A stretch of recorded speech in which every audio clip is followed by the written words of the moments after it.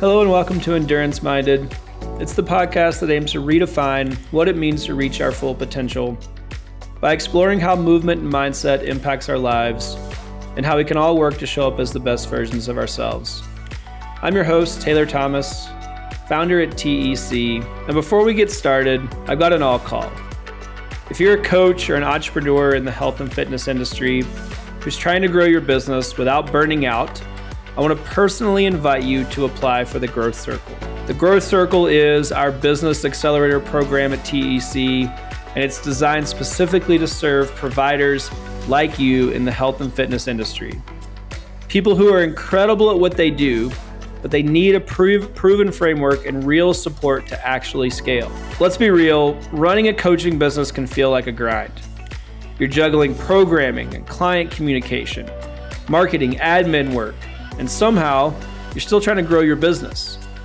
That's where the Growth Circle comes in. Inside the program, we help you nail down your ideal client and get really clear on what your offer is. We help you build a consistent lead gen process so you're not wondering where your next client comes from. We help you improve your sales skills without feeling salesy. And most importantly, create systems and support so that you're not doing it alone. You'll be a part of a driven community of other business owners in this space who get it. We host regular group calls, team intensives, mastermind sessions to make sure you're never stuck trying to figure it out in a silo. So if you're tired of winging it, if you're tired of trying to do it all by yourself, to recreate the wheel, figure out what levers to pull, what's broken and what's not, if you're ready to turn your passion into a business that actually works for you, I want to invite you to apply. You can find the link to the Growth Circle in our show notes. And I want you to really think about what's best for you and your business. I want you to think about how your business can really make an impact on the industry and how it can give you the life that you're excited about and make the money that you deserve, working with the clients that you love, spending time investing in the things that you care about and you're passionate about. So if this is a problem you're committed to solving and you want to take your business to the next level, again, click the link in the show notes. I can't wait to hear from you.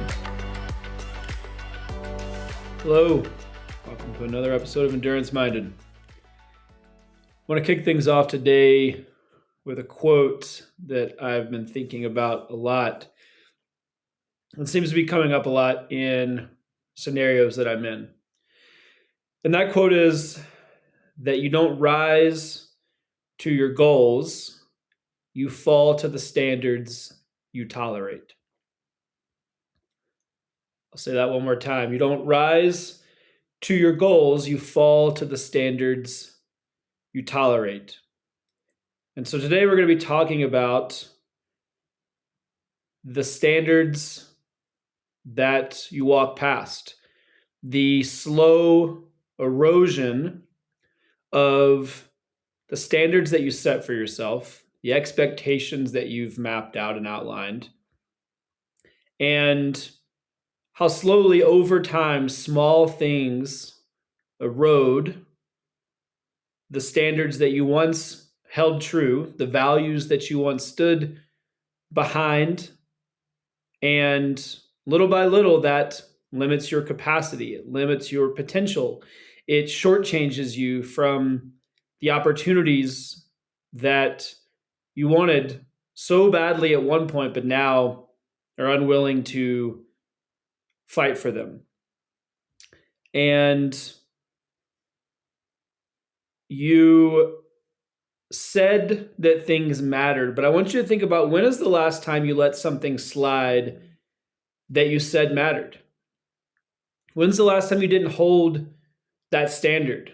When's the last time that you compromised your sleep, your exercise, your commitment to yourself, your word, your culture, your values?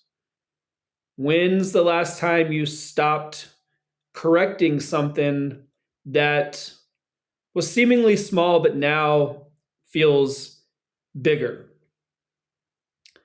And there's an inherent tension in this, and this is very specific to high performers, in that there is a tendency, and I think an inherent nature that comes with high performance where we really have to check ourselves and hold ourselves accountable. Because when you are the pointy end of the spear, there is less accountability, so that we have to hold ourselves accountable. We have to continue to redefine and realign with standards, with our values, and make sure that they're not slipping. Make sure that we're not building a culture for ourselves, for our own lives, that is a culture of toleration, but it's still a culture of drive and ambition and passion and commitment and self-awareness and trust. And all of these things are more important as we continue to reach our goals, as we continue to check those proverbial boxes, but they become harder and harder to maintain. And what we know is that the drift is quiet. It's not loud. It doesn't yell at us from the sidelines. There's often no clear indication that it's even happened, but it certainly doesn't announce itself. And in the moment, it feels justified because of the work that we've put in, because of the goals that we have reached, because things are still working. It's not totally broken. It's not burning down. Maybe they're not that big a deal, in quotes, but we have a way of justifying it. And so in this episode, I'm going to talk about the gap between what we say matters and what we allow. And we're going to work to bring that gap together. We're going to bridge that gap. We're going to bring those two pieces together so that we can stay true to our word, the word that we gave to ourselves, the word that we give to others, the things that we say that we cared about and committed to, but maybe have slipped because there's too much on our plate.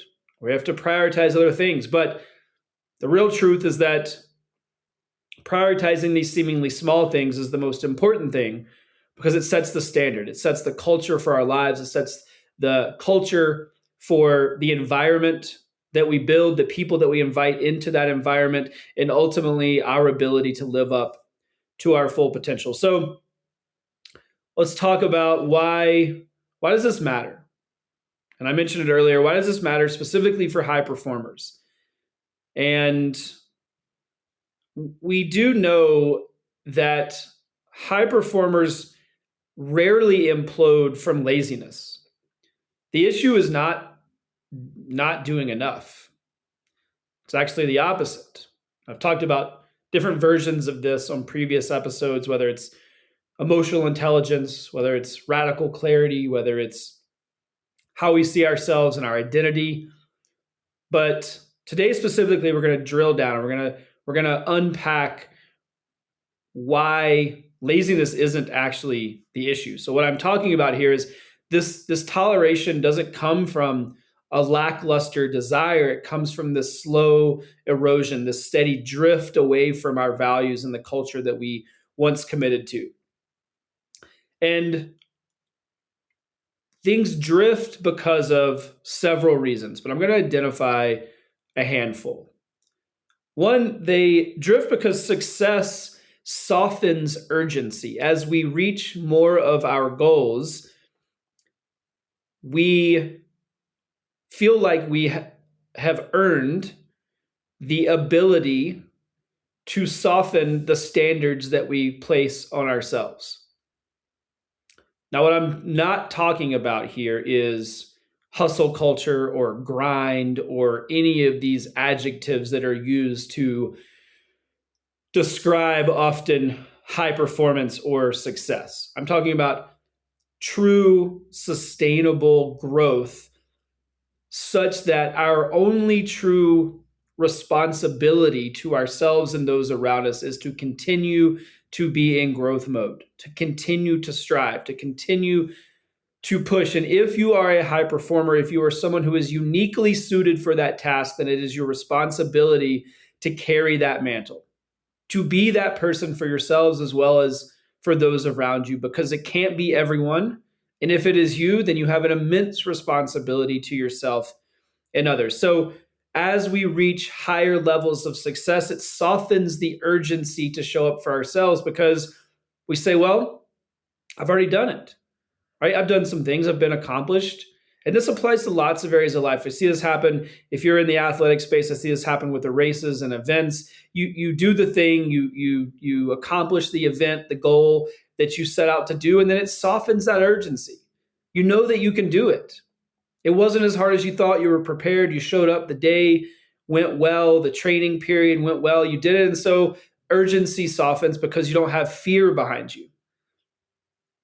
Next is that fatigue also lowers our discipline. We get tired, right? It's hard to maintain this level of pursuit, this level of focus, this level of commitment. And so inevitably, when we do get tired, when fatigue does set in, it certainly lowers our discipline. And then the environment around us can normalize mediocrity. Now, this might be surprising. We think with high performers, our environment would be one of high performance. But often, again, when success softens the urgency to be our best, to show up, then that environment can actually normalize mediocrity. And mediocrity is a sliding scale based on where you're at in your life and your goals. But if you are around people that are not driven, that are not striving, that are not working to be in growth mode, then that is mediocrity in and of itself. Next is revenue. Specifically, revenue can mask misalignment. As we reach benchmarks, as you grow in your life and your career, you reach financial goals, whether that's in your business or your career, that's a really nice place to get comfortable, right? You don't have that drive and push anymore. And then ultimately that revenue can mask things in your life that don't serve you, people in your life that don't serve you, because it's a little easier to navigate when you're not stressed about money, when you've reached some of those revenue goals. And the next kind of main area, and again, this shows up in lots of different places, but busyness disguises avoidance. So if we're really busy, if your schedule's packed, you don't have, or at least you tell yourself that you don't have the time and space to recognize these other things. Oh, I would do that, but I'm super busy. I would commit to myself. I'm not really backing off on my goals. It's just that I'm really busy. I'm not really slacking. I'm not really letting my standards slide. I'm not really tolerating. It's just that I'm really busy right now. Well, what happens, as you well know, is that narrative will continue to perpetuate itself. You will always be busy. There is no season where it gets easier.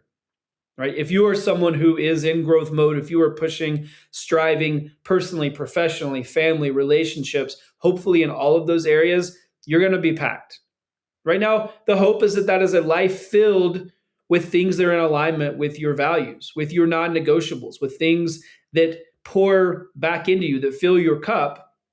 That's a separate conversation if that's not the case. But ultimately, busyness disguises avoidance. It allows us to create a really convenient narrative that helps us make sense of the fact that we're really letting those standards slip. So with athletes, this can be skipping recovery. It can be pushing too hard, not pushing hard enough, not showing up for yourself, telling yourself you're too tired, you're too sore, you've done enough, you've already reached your goals. For founders and entrepreneurs, leaders, it's avoiding hard conversations. It's not forcing yourself to surround yourself with greatness, not putting the right people in the right places, not building an environment where high performance is the standard. In a leadership role, it's tolerating underperformance, making concessions where you know it's not in alignment with your values, with your culture, but it's easier to tolerate underperformance than to have the conversation and to bring in the people that won't tolerate that. If you're a parent, it can be checking out emotionally, right? We show up, we check the boxes. You can show up to the events, to the soccer games, to the things, but you're not there emotionally. And so you're not helping to build those systems and that emotional IQ. And we know that in all of these areas, however they show up, that drift compounds. It's not dramatic, but again, it's quiet. Small things here and there, day after day, week after week, month after month, this new narrative starts to surface. And it is one of tolerance. It's one of shifted values. And specific to the ever-present through line of this podcast, we talk about endurance. And endurance just isn't the ability to sustain. It's not intensity.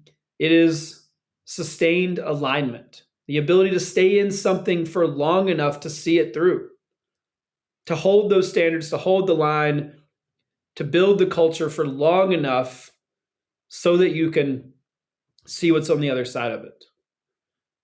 And so there's an opportunity here to think about endurance through the lens of holding the line. So what's the difference between standards and goals? I want to break this down a little bit because I want to make sure that the language is clear. I want to make sure that, again, when we're talking about goals, I don't doubt that so many of you are reaching your goals. This is an audience of high performers, athletically, career-based, leadership, family, relationships. So many of you listening are doing fine. You're reaching your goals. I hope that you're crushing it. But goals are outcome focused. That's a thing down the road. That's you cross the finish line.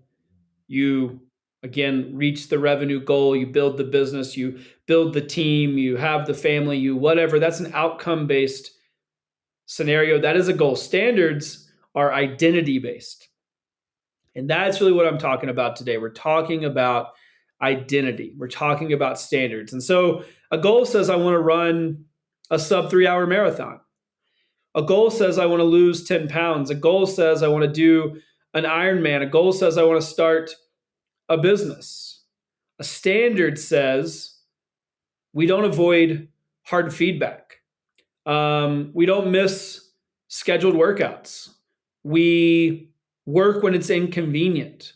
We work when other people are not. We know that we have to put in an inordinate amount of effort to get inordinate results.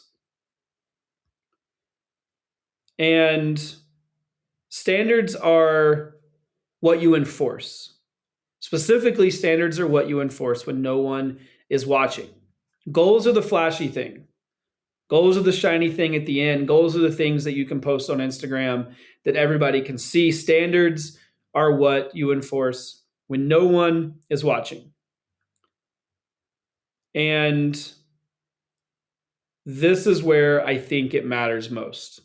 And when we don't reach our goals, when we have to change our goals and we back off of what we've defined as our full potential, it's a standards issue, typically not a goal issue. And so that's why I think this is important, because we have to be able to recognize both sides of the coin. Yes, goals are important, but as we accomplish those goals, our standards have a tendency to shift, right? We take it a little easy on ourselves. Take it a little easy on the people around us. And I'm here to say that I don't think that's the appropriate response. Not if we want to stay in growth mode, not if you think you have more to offer, more to give, more that you want to accomplish. So where does this drift show up? Let's talk about this again with the relationship between standards and goals. Let's talk about our personal standards. We have sleep, exercise, training, your health, your integrity, your emotional regulation. These are all areas that this drift can show up as it relates to us personally. Right? We don't hold ourselves accountable when it comes to rest. We know that if we want to show up and get the best out of ourselves, you have to sleep. Now, those numbers are different for everybody. Find what works for you, but hold yourself accountable. Don't doom scroll at night if you know you feel like shit in the morning. Right? Put your phone in a separate room, shut it down, eat meals that nourish your body, spend time with people that fill your cup. Exercise is important, no matter how you define that. I don't care if you're a world-class athlete or you go for a walk every day. I think anyone that has a consistent movement practice is an athlete, but it needs to be part of what you do, and it has to come first. You have to move, you have to exercise, you have to engage in that, and it needs to be work that is fulfilling. Make sure you take care of your health outside of that. Again, you have to eat well. You have to fuel your body with food that nourishes you. Now, I'm not going to take a stand on what that is or what diet or approach is right, but find something that works and stick to it. Integrity. You have to move through the world in alignment with your values. Do things when no one is watching that you'd be proud of. Emotional regulation. It's not good enough to be smart, to be successful, to be strong, to be healthy, if you don't have the emotional intelligence to navigate the world, to connect with people, to communicate in a way that invites people into an experience where they can trust and they can feel seen and they can feel heard and you can get your message across, then that is not a fully rounded version of health. So you need to work on your emotional regulation. Talked about this in previous podcast episodes. That's something that you need support on. Go find that episode. Next, areas that this drift shows up: professional standards in our work, our communication, our preparation, our delivery, our follow through. This is really, really important when it comes to people that have reached a certain level of professional success. I think that it is more commonplace than not for people that are on paper successful where this area drifts the most. You start to let communication slip. You're busy. You're not as focused on the team anymore. You don't worry as much about how people are feeling, how you're communicating with them, how they're able to show up in alignment with their full potential because of the environment that you've created. Preparation slips. You know you can get away with it. You have a track record, right? You've delivered before. People trust that you can deliver again. I'm not going to prepare as much. I don't have as much time. There's more pressure on me. I'm just going to skate. Our delivery, right? How are we actually showing up day to day? Are we still the leader? Are we still the person that we set out to be professionally? Or have we let some of our standards slip because we've reached certain benchmarks? We've reached a certain level of success, and maybe you don't have to do that. Just because you don't have to doesn't mean you shouldn't, right? I want you to go back to integrity. How do you want to show up? Don't worry about what's allowed or what's tolerated. Focus on your standards. And then make sure you follow through. Do what you say you're going to do. Always, always, always. Next, we have cultural standards. Now, when I talk about culture, we think about this through the lens of our work, culture of our workplace, absolutely. If you are career focused, if you're in a leadership position, if you're an entrepreneur or a founder, culture matters. Absolutely. That is going to have a huge impact on your life. Also, we have the culture for our own lives, though. Culture for the people that we invite in around us, the culture of our home, the culture of our friendships, the environments that we curate, the standards that we hold ourselves to. So when we think about the cultural standard, I want you to ask yourself, what gets rewarded? What gets ignored and what gets excused? What gets rewarded? Is it lackluster communication? Is it people that don't value your time, your energy, your input? Or is it greatness? Is it support? Is it emotional intelligence? What gets ignored? What gets pushed under the rug? What did you used to hold people to that you don't anymore? And then what gets excused? That's not a big deal. It's not worth the time. It's not worth the energy. It takes too much to communicate through this. So ask yourself, what's the cultural standard? And I want to encourage you to identify one area where you think drift has crept in. One of these areas, again, personal, professional, cultural, any of the specifics that I outlined there, just think about that. What's one area where you've let drift creep in? So, why is it so easy for high performers to tolerate drift?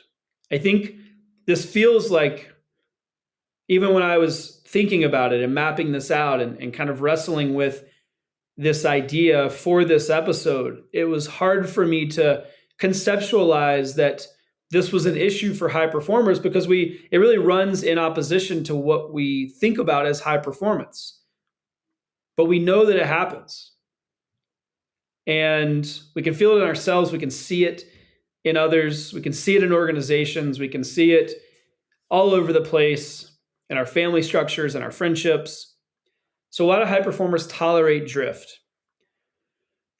Well, I think that when we are individuals that are busy, that are stressed, where there is lots of pressure on us, it is nice to have some short-term relief, to be able to see a win in real time when things feel particularly heavy. So that short-term relief feels better than long-term integrity, than sitting with this thing that is uncomfortable, that is hard, that takes time and energy and patience and focus. It's nice just to get a win. And so we fall back on short-term relief because the rest of our lives feel very heavy. And they can feel very fraught. And with that short-term relief comes some drift. It comes toleration. Next is that success creates entitlement. You can call it what you want to call it, but the fact of the matter is, and I think if we're honest, when you've reached a certain point in your life where you have had some success, you feel like you are deserved or are deserving of certain things. And I think that we have to remember that we don't deserve anything. Everything comes at a cost. It has a price. And no matter where you're at, you have to continue to work to be deserving of the results and the outcome that you want. But because we've put in that work, because it is hard, because what you have accomplished did take a lot of effort and focus and sacrifice, we feel entitled. You feel like, I'm going to let this one slip. I don't need to work this hard all the time.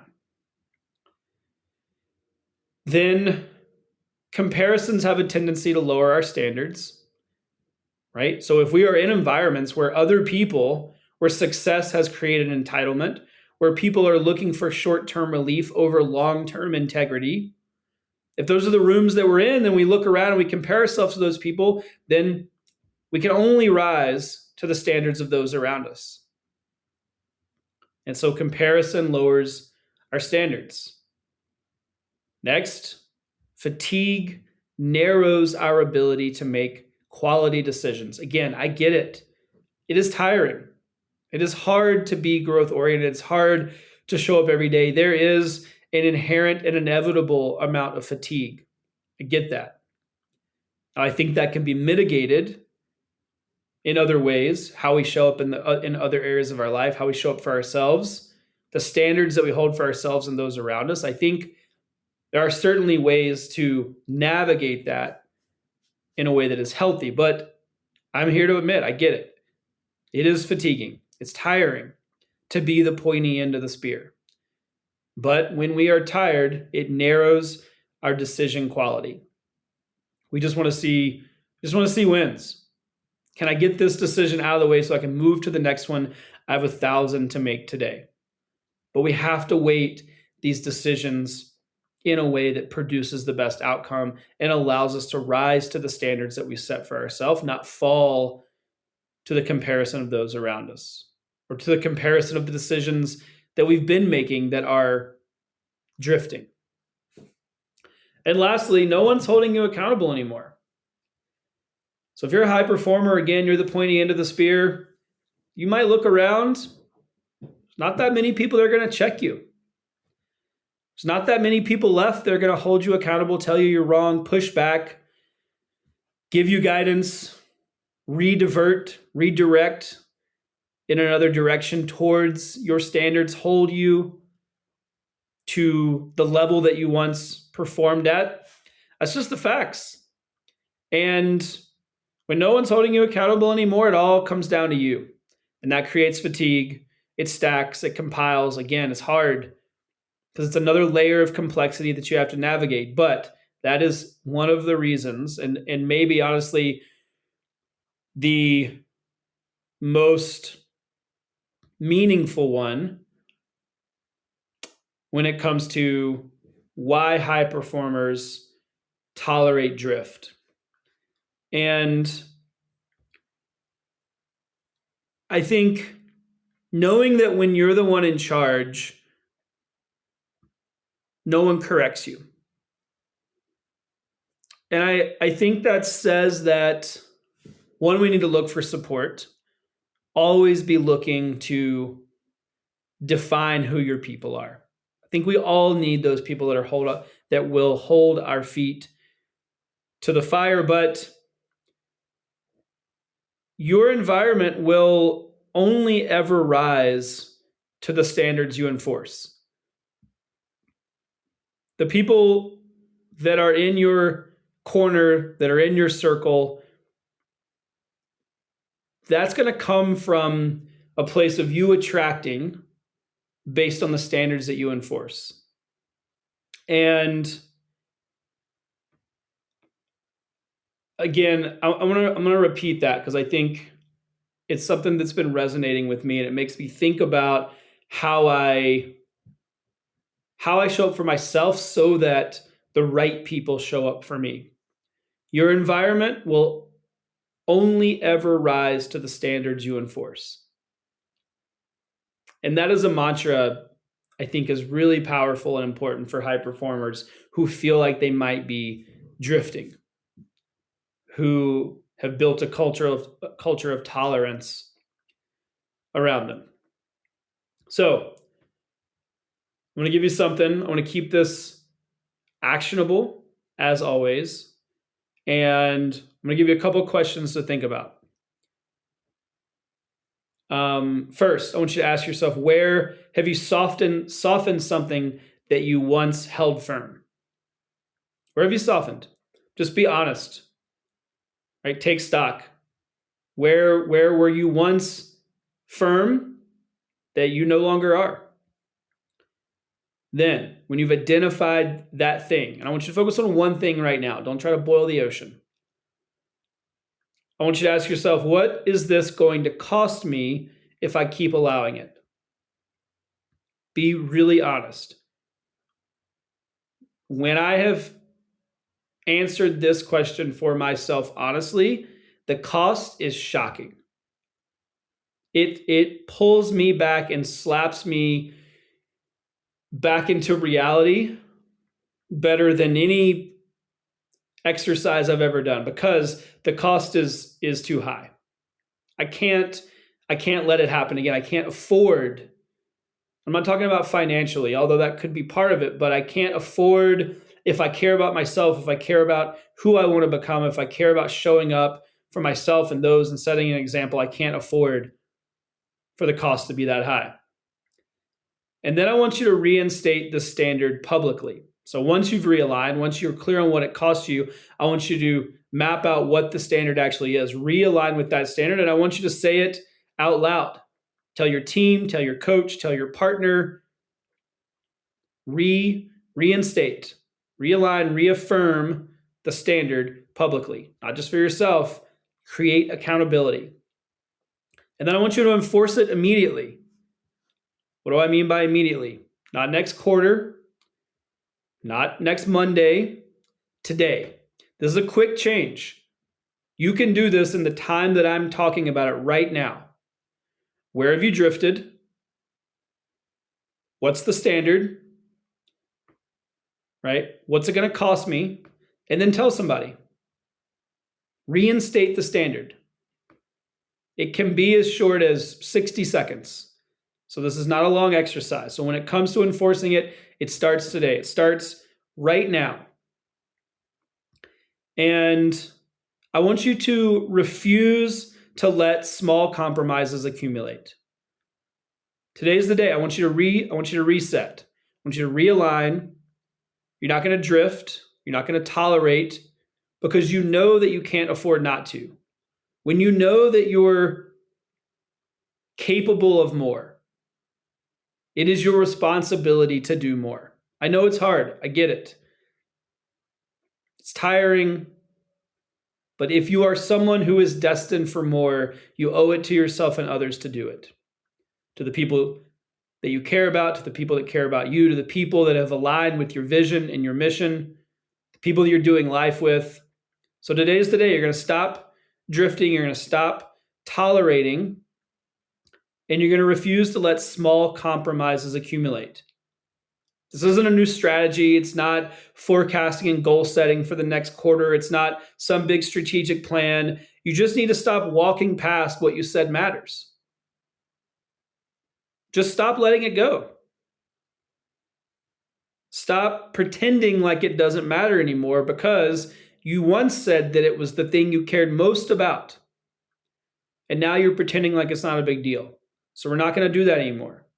I want you to ask yourself, where are you negotiating with the version of yourself you're trying to become? The standard that you walk past becomes the culture that you live in. Culture for yourself, the culture for those around you. And so you can't afford to negotiate with the version of yourself that you're trying to become. That's your full potential. And we all owe it to ourselves to give ourselves a fighting chance to reach our full potential. And so don't walk past that standard anymore. Don't live in a culture that you're not excited about, that doesn't support your opportunity for growth and greatness. You owe it to yourself. Go get it today. I promise you won't regret it. As always, thank you so much. I appreciate you. It means the world to me. This audience helps me live up to my full potential, and I'm grateful for it every single day. As always, check us out, enduranceMinded.com. Let us know what's going on. Rate, subscribe, share this episode or your favorite with a friend and someone who you think might be drifting. And you can do your part to help them show up and realign with their full potential. And until next time, I'll see you on Endurance Minded.